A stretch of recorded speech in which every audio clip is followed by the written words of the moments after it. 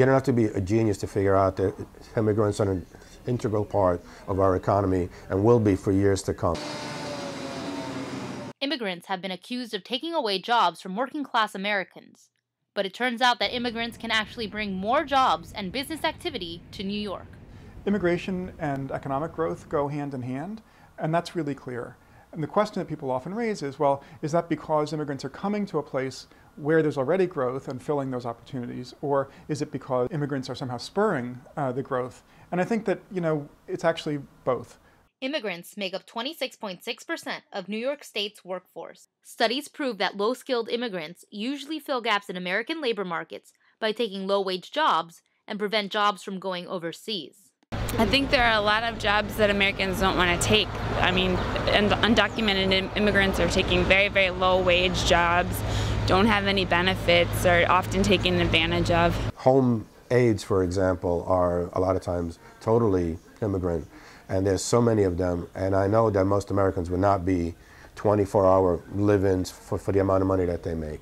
New York City is a major hub for immigrants, but when the economy goes sour, immigrants often get blamed. There's a lot of misinformation about immigrants and their role in the economy, and often you hear a lot of anti-immigrant rhetoric about how immigrants are stealing jobs or immigrants are taking the jobs that Americans would do. And in fact, a lot of research suggests that actually isn't the case. And immigrants also pay their taxes to Uncle Sam.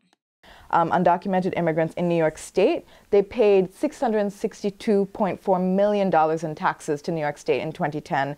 And nationally, due to the undocumented population, there has been an additional $11.2 billion gained in taxes. And so this whole argument that immigrants are just stealing resources is in fact false. Although immigrants do contribute to the economy, not everyone is convinced.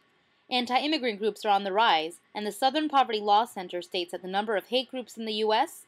rose to 1,002, a 66% increase since 2000. I think often immigrants have been used as a scapegoat. Latino immigrants are often targeted in the immigration debate. People don't know the real suffering that's happening against Hispanics at this moment. Hispanics face discrimination from many different races, and in reality, Hispanics are generally really hard workers, and we come to contribute to the United States. We don't come to steal jobs or do bad things.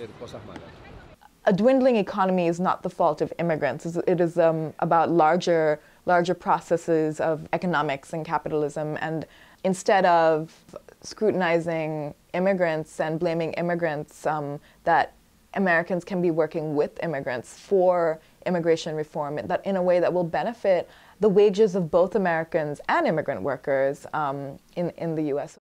Amanda Plasencia, Pavement Pieces.